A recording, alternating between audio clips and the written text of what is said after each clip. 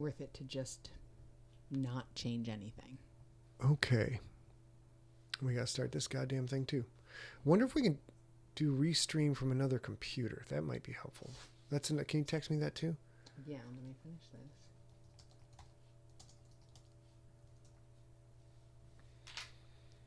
Okay, guys, you can hear us. Hello, everybody in Facebook. Hi again.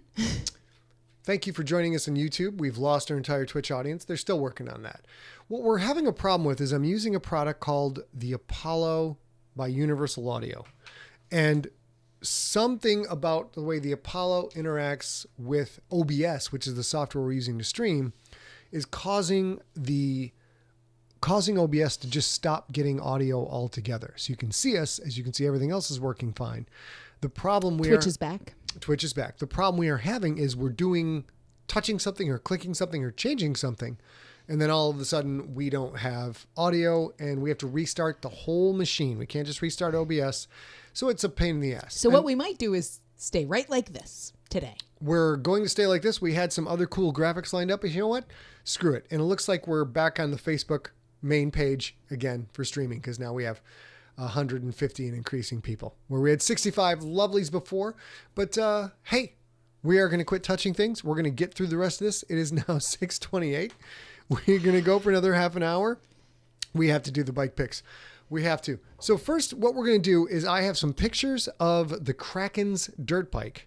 Should we wait until We're going to wait till the end to do that. Yeah, we're going to wait till the end to do that. So what we're going to do is we're going to talk about, this is all going to be one camera, one discussion, to make sure we don't lose you all. And the question we had was from Chris Casey. It was very interesting. Dave Hess, if you are tuned back on, we're gonna have to hit you up, see if we can solve this Apollo issue, because it's driving us crazy.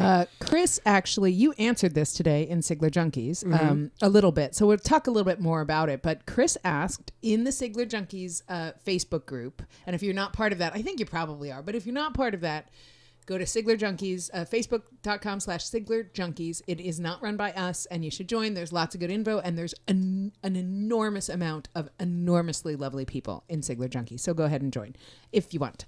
But Chris's question was this. So I'm reading Phalanx, and Leah is talking about how fast the xenomorphs are, and I start to wonder, hey, Scott Sigler, who would win in a foot race, a xenomorph or a Sklorno? Could a xenomorph ever be trained to play football? If so, what position?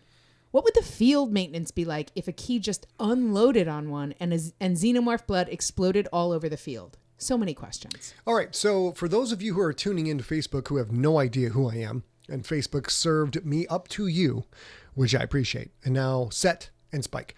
I'm a fiction author, a science fiction author primarily, mixed thrillers, military SF, horror, and science fiction. I am a potpourri of author. What is it when the ice cream with the three? Neapolitan? I'm a Neapolitan. I'm the Neapolitan of authors. And also, I am the people's author. And I write a series called the Galactic Football League. In the Galactic Football League, which is set 800 years from today, it is a quest series set against the backdrop of an American Pro Football League played on multiple planets by 5 species. And each species has something unique to bring to the table, so that if you don't have all 5 species on the team, you have almost no chance of winning. The species in the GFL, I will point out, are not aliens with different colored skin and bumpy noses or big foreheads. These are aliens that have been meticulously, fictionally evolved from single-cell organisms into their dominant form, and they're all very, very different from us. We will take a stab at the end of this to show you what they look like. But in order to answer this question, what we have is, can a xenomorph play in the GFL? You know what? I got to do it. Here we go. I'm going to take a chance. Ladies and gentlemen, I'm going to take a chance. Showdown. Oh, Lord. Alien, we still got sound. The first opponent of a xenomorph is the key. Woo. Okay, we're almost there. Well, we have one more image shift to go. Oh, Lord. Oh, shoot. Here we go. Transition. And do we still have audio? We still have audio, ladies and gentlemen. On the right of your screen is a xenomorph, an alien. They are the perfect organism, as we saw in the Ian Holmes segment, if you were tuned in for that. They are very fast, very strong, very deadly, and their physical biology makes almost absolutely no sense if you watch the movie Alien and Aliens. But we let that slide because they are super, super cool. On your left is a key spelled K-I, just that one word. And they are a 6-legged, 4-armed individual with 360-degree vision thanks to the 5 eyes spaced around their head. The key are one of 2 species that play offensive and defensive line in the Galactic Football League.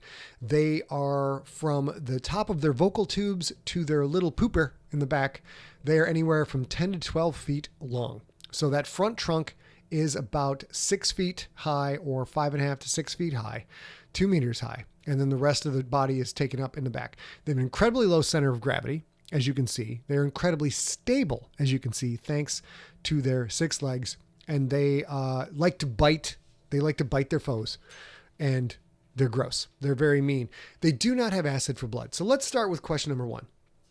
If you were able to train a xenomorph, which I think you want to read the series Rage War. I think the author is Tim Levin. I'm pretty sure. But it's a 3-book series. It involves predators, aliens, and humans. It's super fun. In that series, they find a way to actually train the xenomorph. As you can imagine, things go horribly wrong.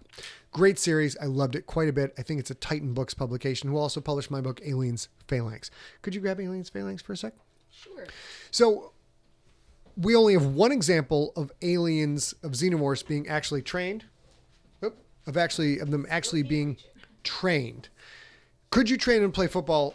Absolutely not. This is Aliens Phalanx. We show this pretty much every week because I'm pretty happy and excited about it. If you don't have it yet, you should buy it and you should read it and or listen to it. If alien xenomorphs were able to play football, they've got speed and they've got some level of strength, but they are not very durable. As we have seen in multiple movies, you hit them hard enough, they break and acid spills all over the field. First of all, the administration of the Galactic Football League and Commissioner Rob Frost would not allow an organism on the field which, when it breaks apart, would splash acid all over everything else, disfiguring or killing the other players. But also, I think, destroying every field every time. Oh, yes. Yeah. In the GFL, all of the fields are a different color, inspired by Boise. Is it Boise State? No, it's Boise. Boise. The field Boise is the first one I saw with a different colored field. Now Eastern Michigan University also has a different colored field, and several others as well. GFL, natural turf, alien plants, they have a different color. There's no way that a xenomorph is going to get around or through a key lineman. Xenomorphs do have the ability to go over a key lineman, and jumping high into the air is a significant factor in both Aliens Phalanx and in the Galactic Football League game. So your xenomorph would not be a suitable linebacker. It doesn't have enough power to go through a key. It has enough speed to be a receiver or a defensive back. But the problem is that, okay, here we go. We're going to risk it all. Risking it all.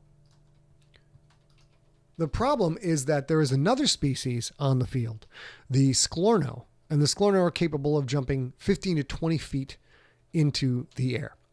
A xenomorph, from everything I've watched, read in book form, audiobook form, or comic book form, has a max elevation of probably 5 to 7 feet, a leap, which is incredible. Huge vertical. They would do very good at the NFL Combine, and they absolutely would get drafted in the first round.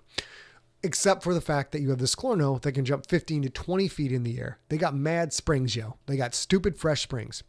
So right off the bat, the alien, the xenomorph, doesn't seem to have a place in the GFL where they can compete against those two species. Could a xenomorph kill a Sklorno? Yes, I think so. I think in a 1-to-1 battle, a xenomorph would kill a Sklorno. Could a xenomorph kill a key? I don't think so. I think a key would win that weaponless hand-to-hand battle. Wait. Go back though. How would you think if a key, you think a Sklorno, wait, did you say a Sklorno could kill a xenomorph? No, or a xenomorph could kill a Sklorno. Oh, that makes more sense. I think a xenomorph would kill everything in the GFL because it's a xenomorph. If you see from this image, the Sklorno when their legs are fully extended, are about 8 feet tall. So they're about the same height as a xenomorph. By the way, Chris Casey, this is really fun. Great question. I'm enjoying it quite a lot. But a Sklorno does not have the upper body strength, does not have the teeth or the second set of teeth, and they don't have claws. They're really one-on-one going to be a disadvantage. On a football field, obviously there'd be rules that you can't bite other creatures to the point of killing them. Although in the GFL, players do die all the time, and the stats do track the deaths. So for all of you watching on Facebook who've never heard of the GFL, one of the statistics regularly tracked is players killed on the field per game. So the Sklorno wouldn't do so good, but the key is going to whoop a xenomorph's ass 9 times out of 10. Oh yes, ma'am. Look at the size. Look at the size of those beasts. What is their skin made out of? Well, their skin is made out of a pebbly texture similar to a gardener's snake. So they've got some exterior armor. But look at the arms. Look at the arms. Look at the beastly arms on this thing. I mean, all that a xenomorph has to do is get a little acid on him and it's over. It would take a little bit more than acid. These things also weigh about 500 to 600 pounds. Whereas last time I checked, the weight of a xenomorph was around 200 to 250 pounds max, which of course is a bunch of bunk because they can grow from this size to the size you see on the screen without eating anything if you count the Alien movie as canon, which I addressed. I don't think that anything can beat a xenomorph who has acid blood. Okay. Well, if the key kills the xenomorph, he's probably going to die from the acid blood. So they're both going to die. That's the thing that I'm worried about. Like anybody going after a xenomorph. It is? I know this. We talked about this Tuesday. It's another Sophie's Choice. It's a Sophie's Choice, eh? I think we're going to have to watch Sophie's Choice, which is really your worst nightmare. I'm not going to lie. Is that the one where the dingo takes the baby? Is that Sophie's Choice? No. Dingoes taking babies. I believe this is definitely a spoiler, but I don't think that Sigler knows it yet. Sophie's Choice is between which of the two children one she feeds to the dingo. I know. No, it's crazy. The soldiers are going to take away and kill. Well, are they with the dingo? There's no dingo. And also, there's no Sophie's Choice here. I've watched all of Glenn Close's movies. There's a dingo. Oh my God. There's a dingo in Glenn Close's movie. I know this. I have Netflix. You guys, you see what I do all day, every day? See this? Okay. Now we're going to gamble. Moving back to our main camera setup. Transition. We still have audio. Sweet Jeebus. Now I'm just a small town pizza lawyer, and I find this audio interface to be specious, offensive, and difficult to work with. We are now going to move on to our new bit, which I will not show you the graphics for, but it's called Signature Drinks. See what he did there? Sigler Signature. Also, Mr. Sigler, when you named this Signature Drinks, you also took away all the. Son of a bitch. Yeah, I got him though. I saw it. I got him. So if you guys can't tell, I write a draft script for each one of these, and I send it to Scott, and then Scott Scottifies it. And this particular question, it came from Courtney School, who I hope is on. She's always on, but just in case. She asked in the chat on Tuesday, please pick your top 5 characters and assign them a drink. And she was gracious enough to be all, hey, if you don't have time today, do it another time. And we thought that would be super fun. I picked 5 characters I thought would be fun to talk about that are diverse and a little bit different than each other. And he was like, great, those are good. And then he left them out of the script. Yeah. Daniel Baker pointed out that Dr. Daniel Baker, PhD, pointed out that there's 0 chance I will stop touching things. And he's right. Because I put in all these graphics, dude. What do you want from me? I mean, what do you want? I'm just a small town keyboard shortcut lawyer. And I'm going to tell you that these are fantastic, exceptional, and mellifluous. And now I can't use them? It's bunk. B-U-N-K, bunk. Okay, let's go through. We are now for signature drinks. Did you know we have a theme song? Can you sing it or do you have to press a button? Nope, I can sing it. Okay. It's a signature drink, the drink for each character in the Siglerverse. They got booze, they got lights, they got pizzazz, they got jazz. It's the signature drink, and let's get crocked. All right, let's do it. Sorry about that. That's okay. Here we go.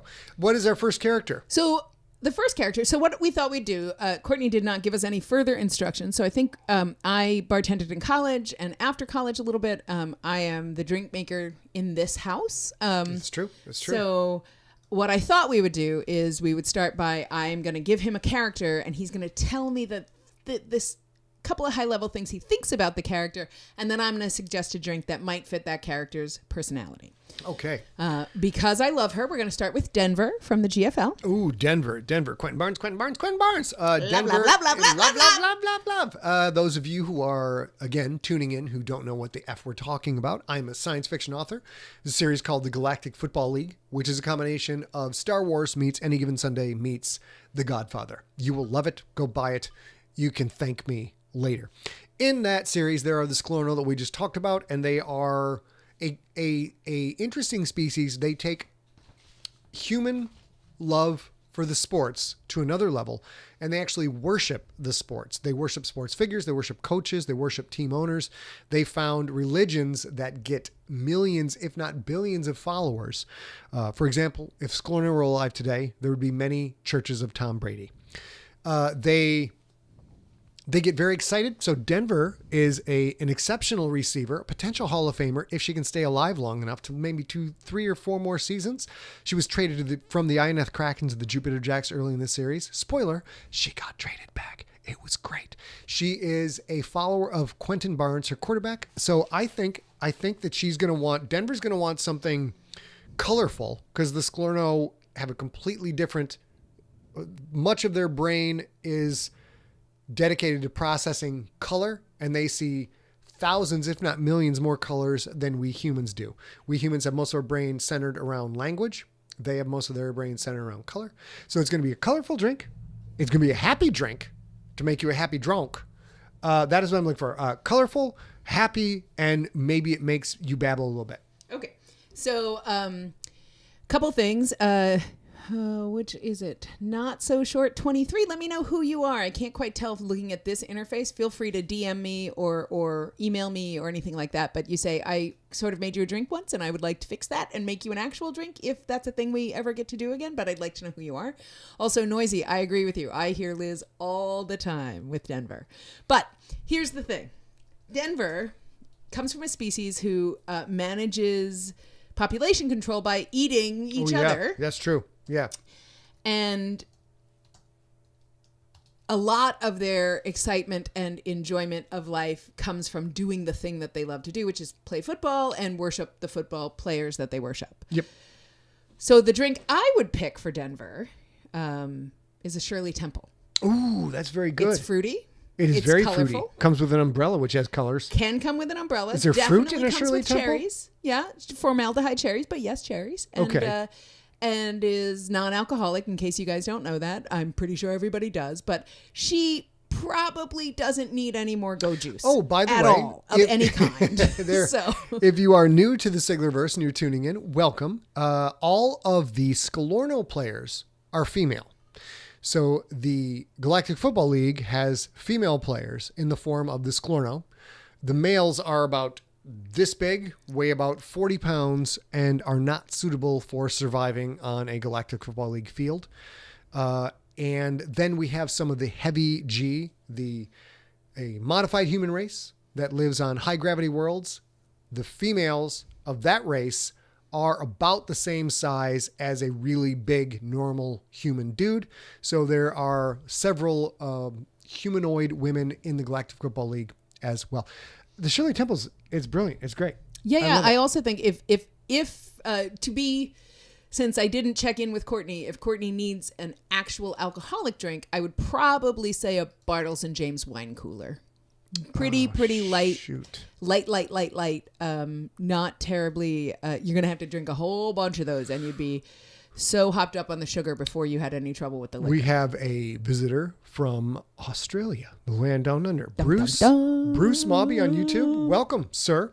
Now I'm doing it. Speaking of drinks, is there any chance Give me the next character, and I'll. So the next character, and then I will fix a secondary drink for you. I need it. Can't reach it. He's got a bum wing, you guys. A bum wing. He keeps saying, "Hey, grab that thing over there," which I cannot do. Can you reach up there and get that thing from the top shelf? Can you just grab anything behind you with this hand? To be fair, this does stop her from flipping me off with both arms. She can only flip off with one arm. Swear jar. And it works out pretty well for me. So. The next character is John Tweedy. Oh, John Tweedy.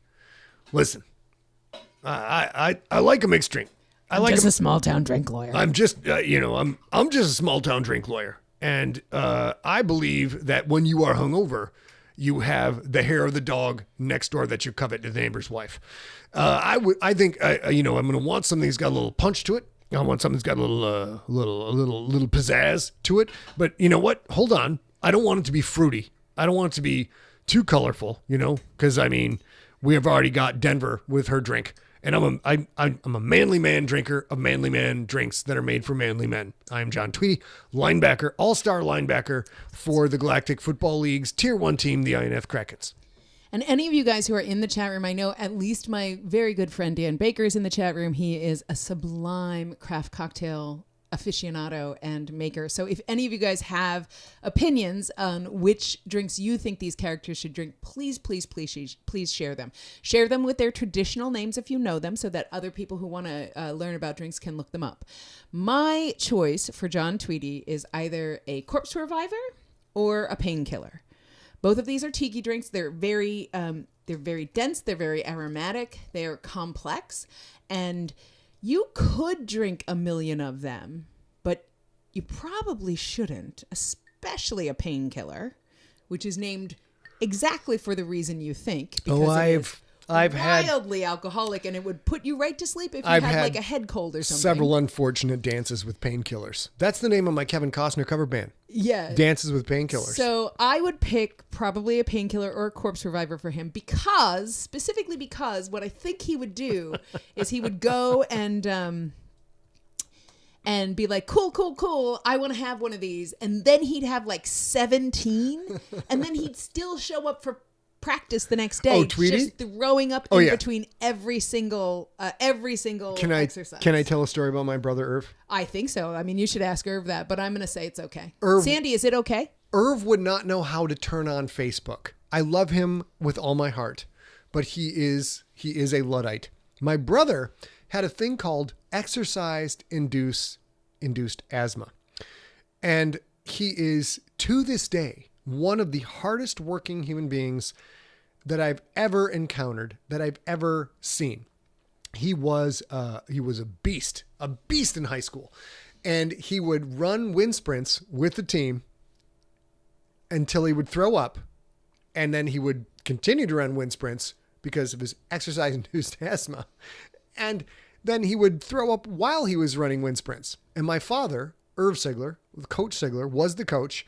And my father, you could tell my dad was so proud of his oldest boy that his oldest boy is, I'm not going to miss a sprint. If I'm going to throw up on myself, I'm still out there sprinting. There's no time off in the Sigler family. In the Sigler family, you do not take a play off. You are in the mix no matter what. Broken leg, get back on the field and finish the game. That's just the way it is. So I'm now going to, here's what we're going to do. Ready for a little improv theater? Sure. Am I playing a part?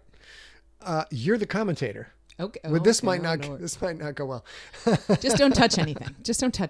That's your only thing. Just don't touch anything over I will now mime for you my brother, and then I will give you my father's commentary after the fact. There will be volume. So this is Irv in the middle of a sprint. I'm commentating, which means I think I'm already uncomfortable because, actually, I'm no longer uncomfortable because he's running around this tiny room pretending to act, and you can't see his head. It's crazy pants. What? We can't. Oh, wait. Oh, I'm sorry I did that. I should have kept my head up. I'm keeping my head in the way. It's not safe for work. It's not safe for kids, and it's not safe for work. So this happened every day, twice a day, especially during 2-a-day practices when we practice twice in one day, which is why they call it 2-a-day. I do have a degree in math.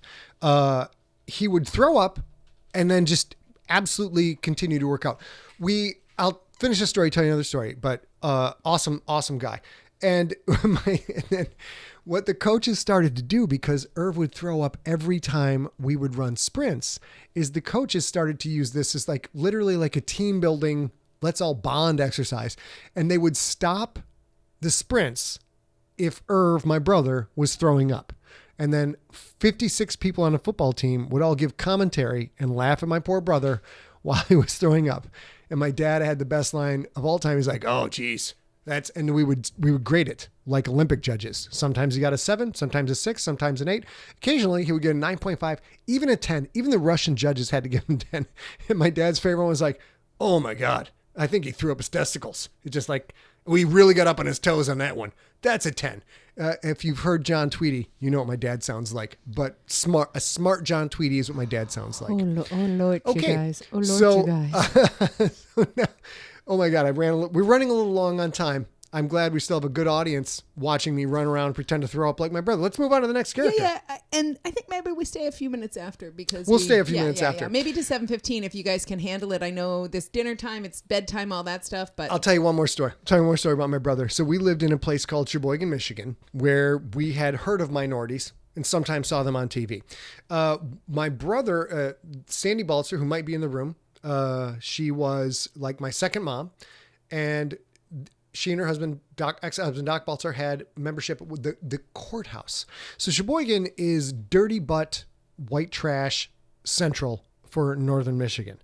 And then a budding entrepreneur came into town and put in a racquetball court and weight room and workout facility, which now we see that kind of thing all the time. The fancy gym is all over the place. Back in the early 80s, fancy gyms were not that common, and they were definitely not common in white bread northern Michigan, where we still had people we went to school with who didn't have floors in their house and didn't have glass in the windows. So it was a little bit of backwoods action. But we got, my brother and I got to go there to the courthouse during the summer to work out, because Doc was the team doctor and he would get us into the courthouse and let's go work out. And in Sheboygan, when you played football, you shaved your head. It was part of the team building experience. Everybody would do it when we went to football camp. You'd have 40 to 50, 15, 16, 17-year-old dudes shaving their head in spirit of the team. And the coach would shave their head. It was bonkers. So we would go work out. And this is when I had not hit my growth spurt yet. Now, looking at me, you can imagine what I looked like before I hit my growth spurt. I looked like a malnourished Great Dane. It was just all skin and bones. My legs were like this big around, and I had not yet discovered wrestling, so I had not found myself as a combat sport human being. But my brother was a junior in high school, and he somehow in Sheboygan got himself a Harley Davidson t-shirt, cut off the sleeves, wore a bandana over his head, had a bright red beard, an adolescent beard, still a bright red beard, and I would go work out with him. And it was amazing. It was one of my favorite memories. We would go to the Fancy Pants courthouse where the doctors and the doctors' wives and the lawyers and the lawyers' wives and all the rich people of town would come and work out. Irv would walk in with his little brother in tow, carrying old school boombox. Like we're talking like which was new school then. New school 1986 boombox. And Irv would set the boombox in the center of the room. Then he would go up to the speakers that were mounted, which is a new thing. We'd never seen speakers up on the wall before. He would go up to and he would just unhook the wires because no one was going to stop him.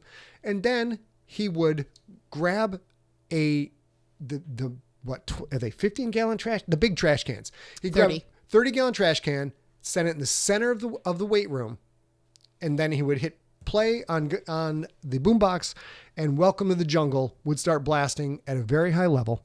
And everyone who was not us would just leave because the people who had stayed before knew what would happen next. And what would happen next is we would work out and lift and bench press, curl, squats until my brother threw up. This is where it was so great. It was so great. So skinny, little, short, scrawny me and my brother, who is just becoming a man, and he would lift, bench press, and then he would just stop, go to the garbage can with his head all the way in the garbage can and just, and he would throw up in literally the fanciest building in our town. And then he would get done, wipe out his mouth, and get back on the bench. There would still be vomit on his hands. It would be on the weight bars. It was caveman territory. And scrawny little Scout was like, "This is the greatest human being I've ever seen in my life. Oh my God, he's like a superhero." It was very fun. So there, I've told my story about my brother Irv. My brother Irv is awesome. He's a football coach now in Wyoming, Michigan. In Wyoming, Michigan, Yep. yeah. And he's a football coach, and he's also I'm not exactly sure I've deleted that crazy comment if you guys can see it. He just saw it. Okay. I'm not really sure what his sort of community title there is at the school, because he doesn't teach classes, but we have visited Wyoming High School a couple of times and had a lovely moment where we got to see an enormous amount of students address and say hello and engage with Mr. Sigler, and it was very nice. He's come quite a whole long way where he was throwing up in public. He is a graceful, stellar, and good, and very, very, very kind just a teacher and person. Pillar of his community. He influences a lot of lives of young people. In Grand Rapids, Michigan, there are racial issues there like everywhere else, but Wyoming is a suburb of Grand Rapids, Michigan, which has a large body of African-American and Latinx students. And Irv works really hard to make sure everybody is incorporated. And Mrs. Tran teaches there. Yes. And that is our adopted. So this is actually an important thing for us to tell you guys if you're listening, especially since we have so many people still in the room who may or may not be teachers or no teachers. Sandy thinks Irv is the dean of students. Thank you, Sandy. You are right. He is the dean of students. I knew that he had a different title, so that is it. We have in Wyoming High School, there is a reading teacher. She's not an English teacher. She's a reading teacher, and her name is Mrs. Tran. She is absolutely the best person. She's awesome. So nice. She's really, really, really fun. She's really engaged. She created a classroom with different learning environments. So one is like a couch, and one is like a high top table, like you'd see maybe. Well, the kids wouldn't know that it's like what you'd see at a pub or a bar, but we would. And each semester, Scott Skypes with her students. So if any of you out there are teachers or you're parents of school-age children and you would like the English class to have this opportunity to speak to a working author, we do that with great frequency. And the only barrier is that we don't know how to reach out to you. You have to reach out to us. So if you have a kid, if you have a sister or an aunt or a mom or you're a teacher or whatever, just email us if that's a thing that you'd be interested in, and we can obviously do that remotely if we have to. I even don't swear during the whole event. And that's actually true. There's no swear jar at all. We're, professionals when we need to be. Okay. So we have gone over time. We're going to get 7 p.m. We usually do this from 6 p.m. to 7 p.m. Pacific time. Again, anybody today we'll probably go to 7:15. Oh, we're gonna get some work done. I might. We're not even done with Courtney's question. Live stream so hard I might throw up on camera. Definitely not live streaming that hard, you guys. In honor of this is a lot of work. I'm very sweaty. Not live stream. I just realized. The friend I made a drink for. Shoot, I can't remember. Okay. We met in Ohio. Yeah. She's that came up. Yeah, it's her, right?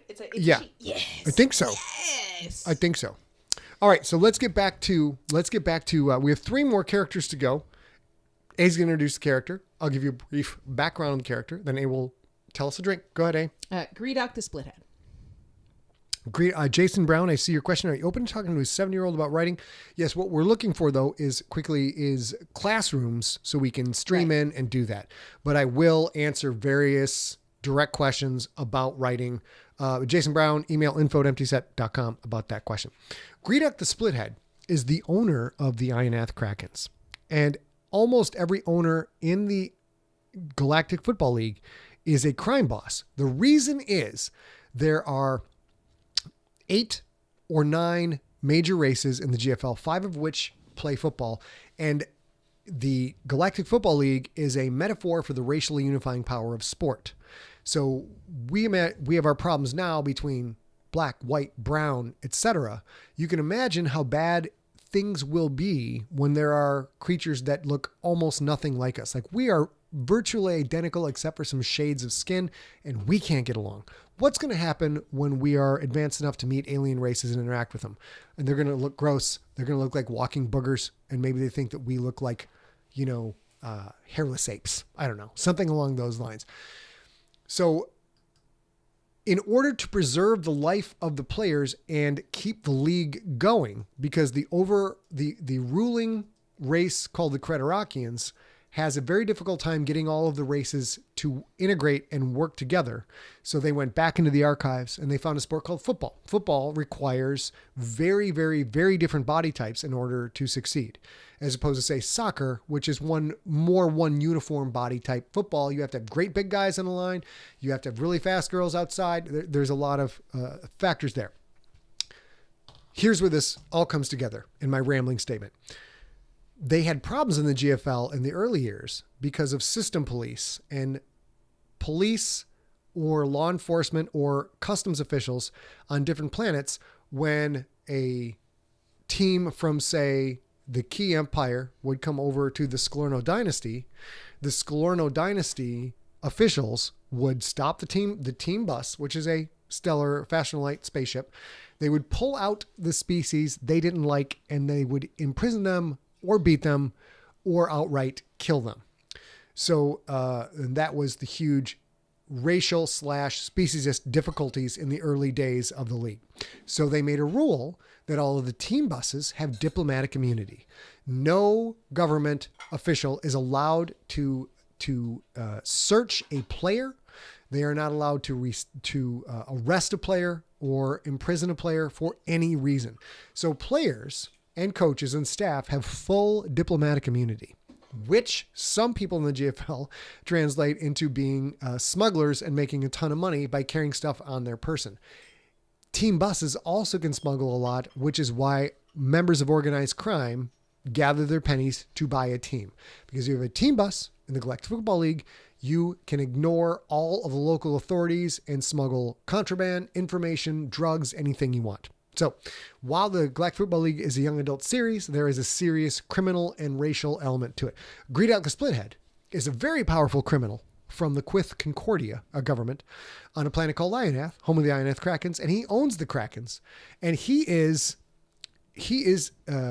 what humans would consider to be evil. He doesn't think he's evil. He's doing his thing, getting his job done, etc. Got that? And he is also very, very tiny. We'll show him in a future episode when I learn how to control the camera. And he is the foil, if you will, to Quentin Barnes, the main character of the series. Quentin Barnes just wants to play football, doesn't want to be involved in any of this crime or politics. And Greedout the Splithead, of course, is a absolute badass gangster who will do anything to anyone to get ahead. So they clash. So Greedout, did you hear what he said to me? And before I answer that, because it's a great answer, I have a couple of questions to answer and a couple of statements. Nick, thank you. I love this headdress. It's my favorite one because it's so super crazy and my hair is so unnaturally straight, which I wish it wasn't. That I love this crazy. And June is the month to wear it, so I'm wearing it with pride during Pride. And so thanks for you for noticing. Also, a couple of people asked what I was drinking. And I'm essentially drinking a Collins that I like to make the drinks here. This is the first time you've gotten to see this little setup here, but I pour whatever our alcohol of the day is into littler bottles and then have a little ice chest, the world's tiniest ice chest to use. Yes. And measuring and swizzles and stuff like that. So I am making a Collins. Scott is still drinking Talisker Storm. And Beth, you were worried. I thought I had something on my arm. I did not, but I thought I did. I thought I had scratched something. So infected. I don't think I am. Are you hearing voices? No, definitely not. You sure? So the drink that Greedout would drink. Yes, Greedout would drink what? The Diamond is Forever Martini. Ooh, I like the sound of that. Diamond is Forever Martini is at a bar in New York. Probably not at the moment, but a bar in New York called Uncorked. And a Diamond is Forever Martini starts at minimum at $10,000 US because what? Because it is each drink is a one-of-a-kind martini, and in the bottom of the martini glass is a one-of-a-kind design diamond ring. Okay, listen, I try to not judge other people on the regular. I try to accept other people for who they are. Who the F buys a $10,000 gosh darned Florkin martini? What are you... I think though, what if you're doing this? What if you want to propose to your girl? Then I'll put that... Okay, I'm listening. So each drink comes with a designed for the drinker diamond ring. So it starts at 10,000, but it could go as high as you like. So if you want a unique world, like if you're a big martini fan, or your girl or your boy is, and and you want to put a ring on it, maybe you talk to Andy at Uncorked, who is a trained jeweler and owns the bar, and will make you an individual ring with a diamond in it, so that it's a one-of-a-kind drink. I am less judgmental right now, but that's a bunch of bullshit. Exactly right. I am absolutely with you, and with Noisy in the Noisy Astronomer in the Twitch chat room. She was like, nope. That is not a thing that I want. That's not how I would pick a ring. That's not how I would pick a martini. Chris McWhite says, I'd buy it, but with my luck, the ring wouldn't fit. But I bet it would fit your lovely wife. Chris, I'm pretty sure if you're going to drop 10 G's on a ring, you're going to ask about sizing before. Obviously, this is spectacular. This is like the gold leaf burgers and all that BS. But at the same time, Greedock is exactly that guy. He would absolutely go in for I have actually had 10 one-of-a-kind drinks. He's that guy. He is very conspicuous consumption. He wears jewelry that is made from compressed carbon diamonds from his underlings that have passed away while in his service. So he will have them cremated, have their ashes compressed into various colored gems, and he will wear it upon his person. Have you seen my brooch? It is fantastic. You wish you had it, but you do not. Now, two things. Yes, that's exactly why I figured this drink would be great for him. Because he is all about the pomp and circumstance. He's all about the preciousness. He's all about him being the center of attention. Yes. If you live in the United States, you might know somebody else who's all bluster and not a lot else. So, but he would totally choose the $10,000 Diamond is Forever Martini. Also, Dawn, I am not hinting anything. I promise you. But right. I like where your head is at. Let's do this. Put these on. We're still breaking in our studio, and it's messing with my pride thing. What? It works with the pride thing. Oh, look at that. That's sweet. You look like you're from Beyond Thunderdome right now. I like it a lot. I wish I could grow. I'm fucking fierce and prideful. Oh, swear jar.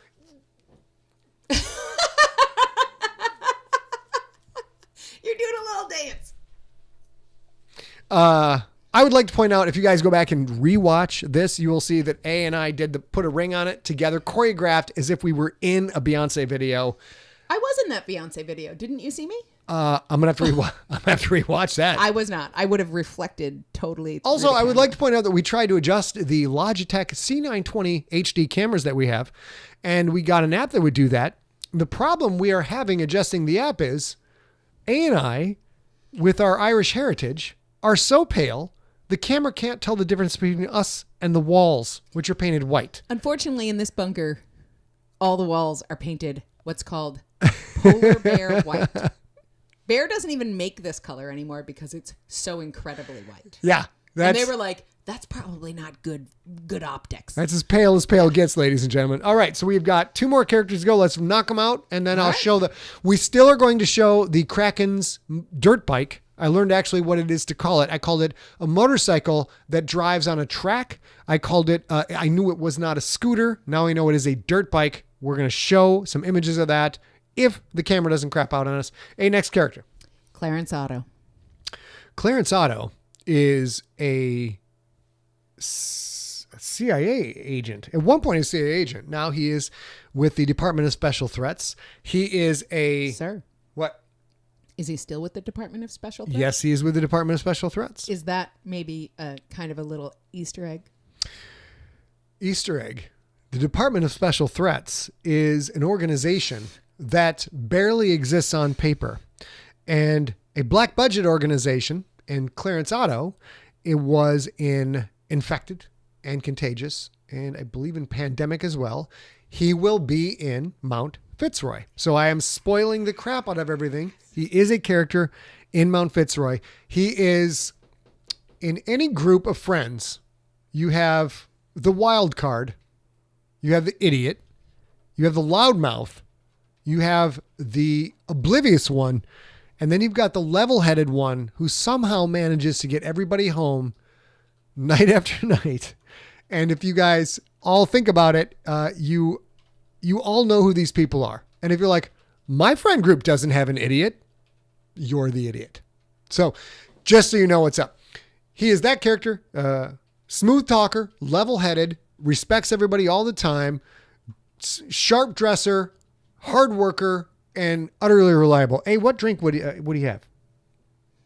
Oh, snap. What did you just say? Hard worker, totally reliable. What else? Sharp dresser. Cool under pressure. Cool under pressure, totally reliable, hard worker. Most of the time, a absolutely serviceable dresser. And when he's going out for fun, dressed to the nines. Dressed to the nines. He would drink a Talisker Storm. Oof. He'd probably drink So it with probably neat, because he's the kind of guy who needs to not do anything fussy. Yeah. But I'm going to say he's a single pour Scotch, probably neat. That's my guess. And I'm the kind of guy who's got to play it cool. So put one big ice cube into my drink. That you stole my punchline, but that was great with the blowing the hair out of the face. Sorry about that. It's the I liked it. the I liked it. feathers in my face, because you're making me wear these headphones, which is good because I can see how close to the as Martin. You can hear the difference now, right? That's why you made me wear them. Is Yeah, that it? yeah. Yeah. Because Martin keeps saying I have to eat the mic, which sounds naughty, but it's really not. It's family show. Family show. All of you will have to go in the tip jar if you That phrasing. I Oh mean- my God. Oh my. swear jar. Jesus. Okay, here we go. One more. We're going to do one more character for y'all. I got 120 people still on Facebook. Thank you for staying. 22 on YouTube, and you 7 Twitchers who stuck around. You're beautiful, Gorgeous beautiful, people. lovely, gorgeous, This one's for rainbow you. people. Here we go. This one's for you, the 150 of you that are still here. Number 5 on our first episode of Signature Drinks Yeah. Thank you, Kelly. is Biznaz. Oh, God. Mr. Biznaz. Mr. Biznaz is a character in the book Nocturnal. He is a con man and a fortune teller who may or may not have Tourette syndrome. What he does have is a voice box because he has had, is it emphysema? Is that right? No. COPD, I think. See, he is, John's not in the chat room, but he would know. you've seen people who have smoked too much and their vocal cords are gone, so they have to have a voice box. So Mr. Biznaz is a rather politically incorrect character where you're not sure if he's serious or if he's just yanking everybody's chain to gain an advantage. And he has a tendency to talk like this. And I'm going in the swear jar right now. I'm going to the swear jar. I think if you're in character, it doesn't count. So he is a fortune teller, and occasionally he has outbursts like fucker, dicker, pricker, sucker, fucker, licker, Satan, leave this house! Leave this house! He does that a lot. It's a good punchline, and I go to a lot in my stories. You sound ridiculous. Just ridiculous. So that, and Mr. Biznaz loves to wear red and purple, everything. A lot of crushed velvet, capes.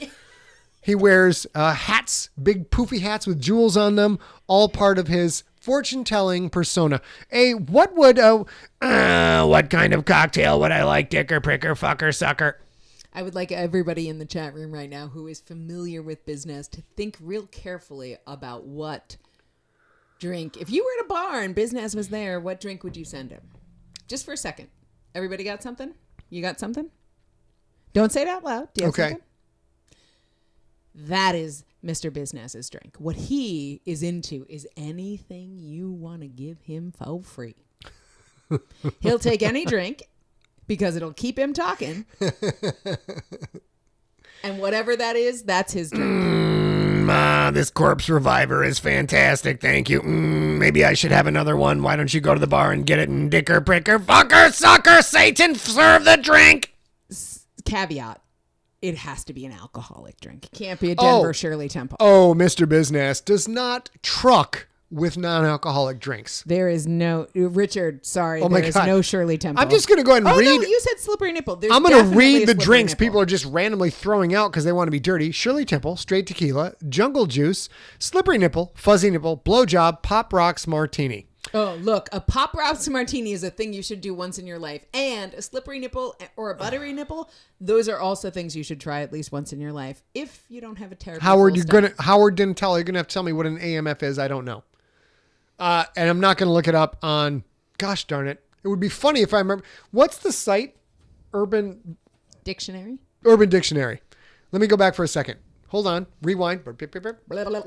Howard didn't tell you. You're going to have to tell me what an AMF is. And I am not going to look it up on Urban Dictionary because I'm sure it's dirty. See, now that's funny. See, Shannon, that's funny. That's mathematically a funny apparently called joke. an audacious motherfucker, and I don't actually know what that is. Oh, no. Steve says it's an adios mother trucker. Because I'm not going to I went in the tip jar, didn't I? I mean the swear jar. Why do I keep calling it a tip jar? It's a swear jar. Phrasing. We're all phrasing. A's getting in that tip jar. Oh my goodness, chocolate cake. Just Tracy, chocolate cake is the craziest shot. Why does that work? Nelson says the AMF is the adios mother trucker. And Steve Rickyberg says the same thing. Danny Lundy, I see you typed in duck farts. I don't need to know about your dietary issues right now, but thank you for sharing.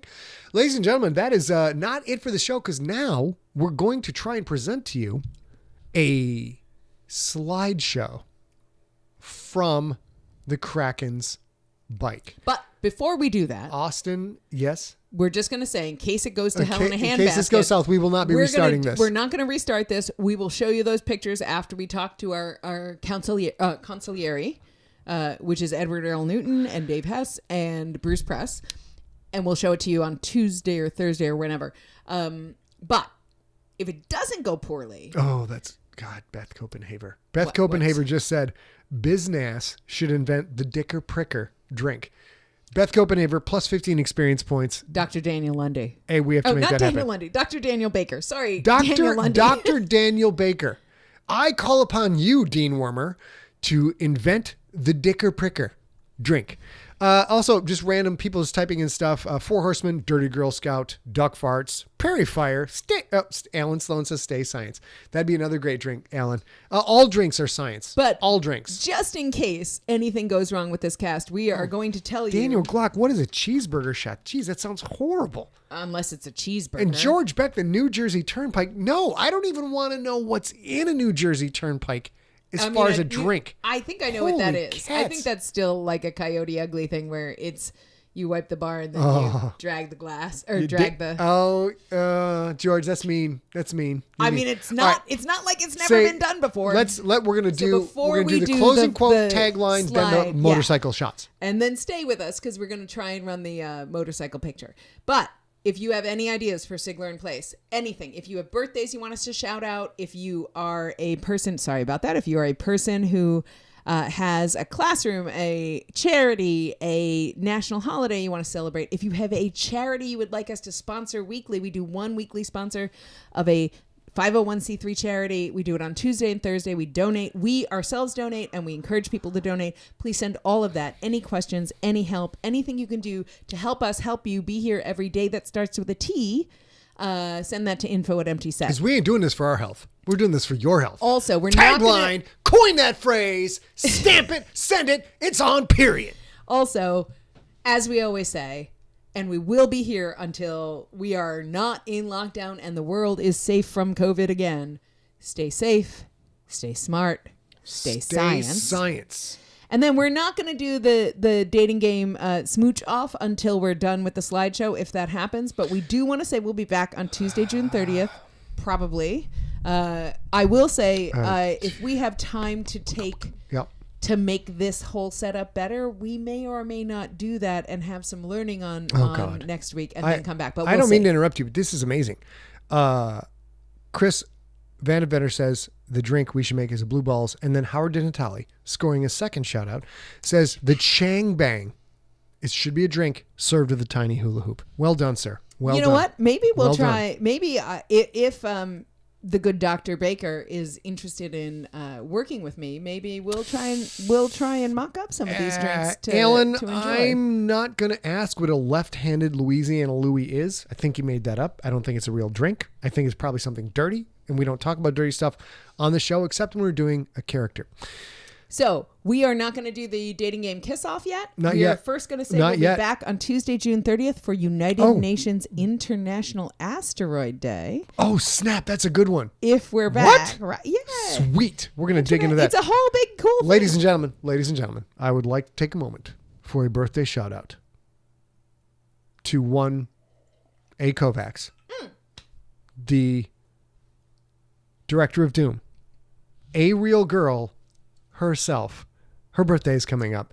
I would like to see some birthday shout outs in the chat room. On Sunday. My birthday's on Sunday. Her birthday's on Sunday. Listen, if you just joined and you don't know me as well as you know Scott, or you don't know either one, whichever, I'm crazy for birthdays. I'm crazy for birthdays. I think birthdays, because like, when else do you just get to be great? When else do you just get to celebrate you? No matter who you are, it's not the good version of you. When it's else not do you the get educated version of you. It's not the smart version. It's not the nice to your mama version of you. No. It's just you. When else do you get a kiddie pool full of Jell-O? Only on your birthday. I mean, I've Only never on your gotten that. birthday. I've never fucking gotten that. Shit. When do you? Damn it! 3 times! When do you Jesus! get to put a saddle made of alligator skin on an alligator and ride around screaming, "I am the emperor of all I survey"? Only on your birthday. On Sunday. I got to do it on Sunday.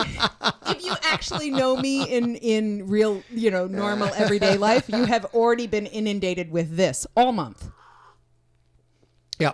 My birthday's at the end of my birthday's on and now it's this week. Moist so now blessings it's like this. to A. She does let My one know. birthday's on Sunday. My birthday's on Sunday. As you can see, the bruise on my shoulder means I'm aware that it is And A's I birthday. am so grateful. Thank you guys so much. I just love birthdays. And so this is what I mean. I'm so excited for you guys to wish me a happy birthday. If you want me to wish anybody in your life, if you want us to shout out that, let's do that. Let's do that. We're going to do the KFC Double Down of birthdays. We're going to celebrate A's birthday again on Tuesday. And we got a great, she doesn't know what it is. Got a empty set, has got her a great birthday present. And we will share it with you on Tuesday. Would that be the 30th, you said? 30th? As you can see now, I was swallowing. So yes, it's the 30th. I've dislocated my right shoulder because A has informed me repeatedly it's her birthday. Oh, gosh, dislocated. Okay. Here we go. Ladies and gentlemen, it is, oh my gosh, this has gone so long. No wonder people have dropped off. The 3 left on Twitch, putting up with their madness. Love you.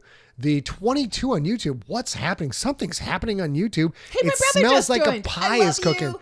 And 105 on Facebook. Here we go. You have waited. You deserve to see. Oh, my wait, goodness. there it is. What? This is the dirt bike that Austin is working on. We shared a little bit of this with you last week with some technical issues. He is reskinning his entire dirt bike. We're going to let this run for a minute to make sure. We made it. We're still in. Yeah, we're still seeing audio. And that, he's only teasing that is his dirt bike outfit. Holy crap. Which is already orange and black. Holy crap. He's got orange gosh darn boots. Look at that. Cho to the Bright. Tweety Cho to the Bright. 45. The only variable is time. You know what? I'm going to turn this off. You can't see it here, but there's a bar.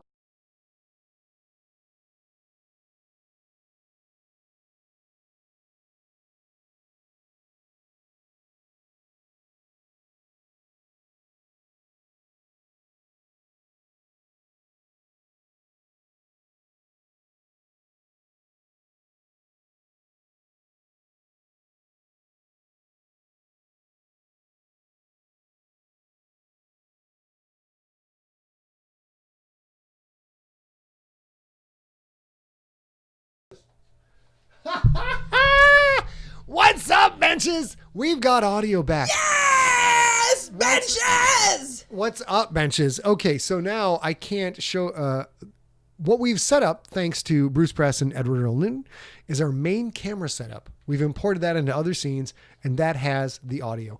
So now we are back, and yeah, dude, this bike is going to be so sexy. Are you kidding me with this? There's going to be pictures of this all over. Tweety, Cho to the Bright. The only variable is time. Loves number 45. So great. So great. This is, as a creator, it's one thing to see people get your work tattooed on their bodies, this is exactly up there with a tattoo to me, because the amount of work he put in and the amount of money he had to spend to celebrate his fandom and to get, is it ready? Is it this outfit? Look at this outfit, guys. Look at, oh my God. Oh my God, Becky. Look at his boots. Oh my God. They're like so orange. So, yes. So there you go. It is a record night for the swear jar, ladies and gentlemen. We need a swear jar charity. We need a swear jar charity. You guys help us out with that. Tell us which swear jar charity we should, try. The dirt bike is awesome. We think you are all fantastic. Thank you for sticking around. Thank you for putting up with our technical issues. We're going to get this figured out. I don't know when, but if the longer it takes, the more money that goes in the swear jar, the more money that goes to the charity. So we're going to try this now. We're going to try this now. What I'm going to do is I'm going to turn you all off. Okay, if this crashes out here, I love you. Stay smart, stay safe, stay science.